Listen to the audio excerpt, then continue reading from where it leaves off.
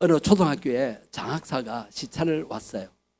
그래서 아이들이 실습실에서 여러 가지를 막 보면서 이제 뭘 만들고 있었어요. 그 장학사가 한 학생을 가르쳐서, 학생, 이 지구본이 왜 이렇게 삐딱하게 돼 있지? 지구본이 바로 안 돼 있고 삐뚤어하게 돼 있죠? 아, 바로 된 것 같습니까? 삐딱하죠? 예. 그러니까 그 학생이, 난 손 안 댔는데요? 그러니까 장학사가 기가 차서 선생님 불러다가, 아니, 이 학생이 이 지구본을 손 안 댔다고 하는데 도대체 어떻게 교육시킨 겁니까? 선생님 말씀이, 그 학생은 거짓말 학생이 아닙니다. 점점 가관이라서 장학사가 이제 교양선생님께 와서, 교양실에 와서 이제 교양선생님께 이야기했어요. 아니, 지구본 기울어진 것도 모르고 학생은 손 안 댔다 그러고, 선생님께 물으니까 그 학생 거짓말 할 리가 없다 그러고, 교양선생님 도대체 교육을 어떻게 시킨 겁니까? 중국 때는 다 그렇습니다. 지구가 몇 도 기울어져 있습니까? 15도? 예, 학생 때 배운 거 가물가물하죠. 예, 저만 그런 게 아닙니다. 23.5도입니다. 23.5도. 제가 어떻게 잘 외우고 있느냐? 2, 3, 4로 외웠습니다. 23.4도. 거기서 1월 돼서 23.5도입니다. 예. 여러분, 지구본이 기울어짐으로 인해서 생기는 현상이 뭡니까? 사계절입니다. 지구가 꼿꼿이 서서 태양 주위를 돈다면, 이 지구가 태양 주위를 돌죠. 같은 높이로. 지구가 태양 주위를 도는데 이렇게 23.5도 안 기울고 똑바로 돌면 어떤 일이 생긴 줄 아세요? 사계절. 그렇게 되면 지구의 절반이 사막화 된답니다. 그래서 하나님이 신기하게 23.5도를 기울여 가지고 보니까 태양하고 우리나라하고 가까운 때가 언제예요? 그다음에 반대로 와서 먼 쪽이 겨울이 됩니다. 23.5도 기울어졌는데 여름과 겨울 그 기온 차이가 얼마나 심합니까? 여러분, 지난 겨울 엄청 추웠죠? 올 여름도 엄청 더울 겁니다. 그 원인이 23.5도 기울어져서 그래요. 자, 이 지구가 한 바퀴 딱 도는데, 자전하는데 얼마 시간이 걸려요? 24시간, 하루죠? 예. 이 지구가 자전을 하면서 이 태양 주위로 가만히 있어요. 태양은 안 움직입니다.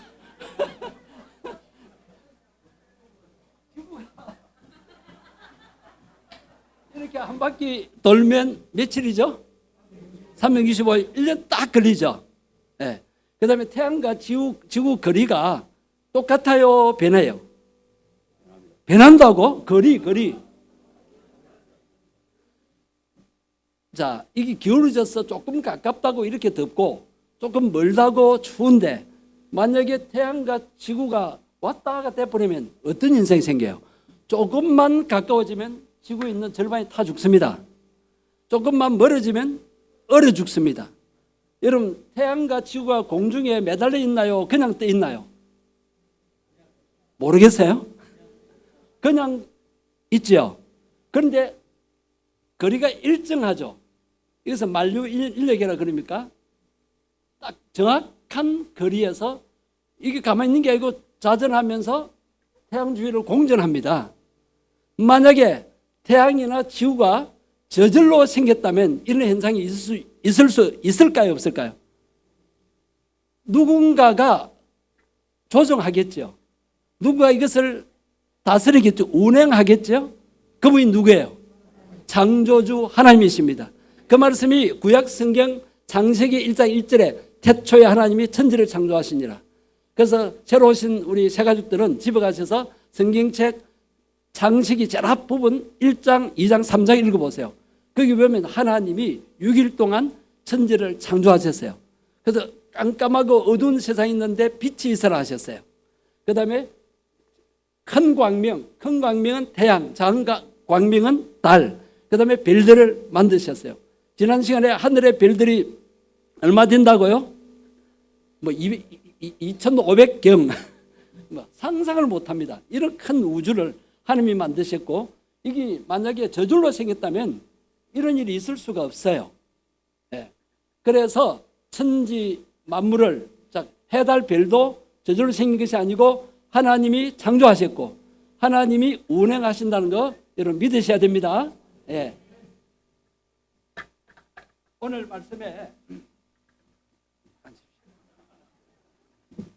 말씀에 시편 36편 한번 보세요.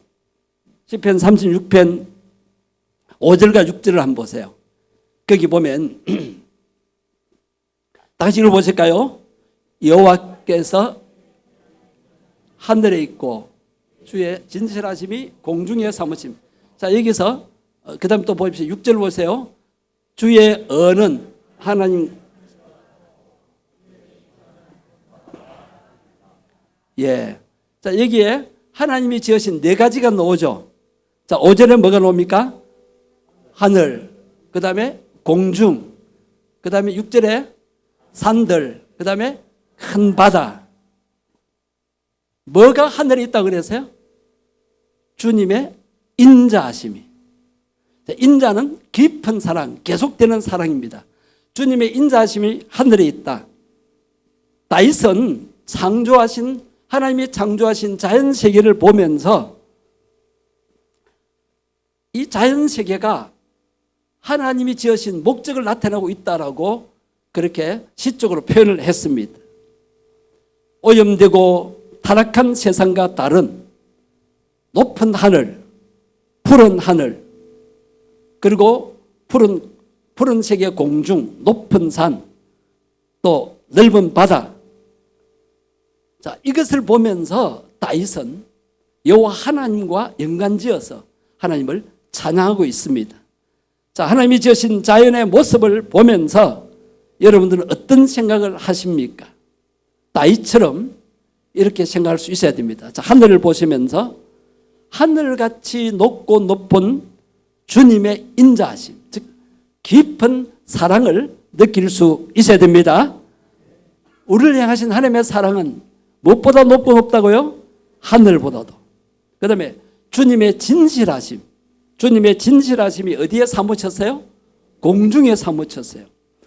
공중은 푸른 하늘, 뭉게구름이 떠갑니다. 참 하늘 보면 깨끗할 때가 있지요.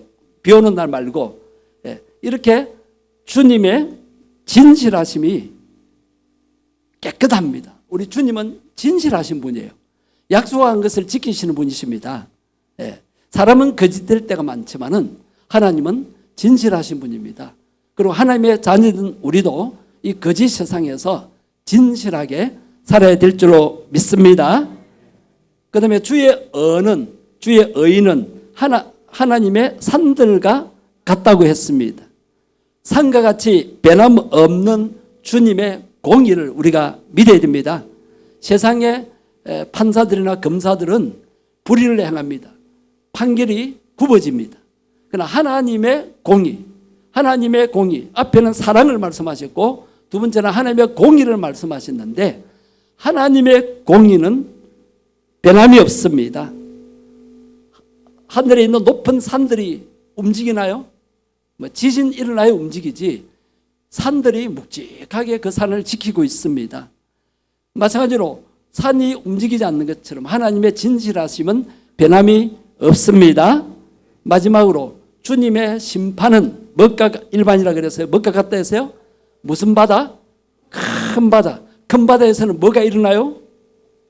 폭풍우가 몰아치고 큰 파도가 일어나는데 파도 크기를 우리가 어떻게 표현합니까? 뭐만한 파도? 집채만한 파도. 그 파도를 견딜 자가 아무도 없습니다. 그 다음에 해일이 일어납니다. 해일이 일어나면 그 해변가에 있는 마을, 도시를 다 덮쳐버립니다. 하나님의 심판이 그런 것과 같다는 거예요. 그리고 끝부분 한번 보세요. 끝부분 말씀 6절 끝부분 한번 보세요. 여호와께서 누구를 구해 주신다고 했어요? 사람과 짐승. 어떠한 상황에서 심판날에도 하나님은 사람과 짐승을 구원해 주시는데 어떤 사람을 구원해 주실까요? 창조주 하나님을 믿고 하나님이 보내신 구원자 예수님을 믿고 하나님 말씀을 믿고 사는 자들을 하나님은 큰 심판, 마지막 이제 이 지구가 멸망하고 그리고 이 타락한 세상을 하나님이 불로 심판으로 오실 텐데 그때 하나님께서 믿는 자들을 구원해 주신다는 것을 여러분 잊지 마시고 믿는 자로 살아가시기를 바랍니다. 자, 우리가 믿을 것, 창조주 하나님이 세상을 우주를 창조하시고 지금도 운행하고 계시다는 걸 믿으십시오. 그 다음에 하나님은 인간을 변함없이 사랑하시고 범죄 타락해도 예수님을 보내셔서 십자가에서 흘리신 피로 우리의 죄와 허물을 깨끗이 씻어준다는 것을 믿으십시오.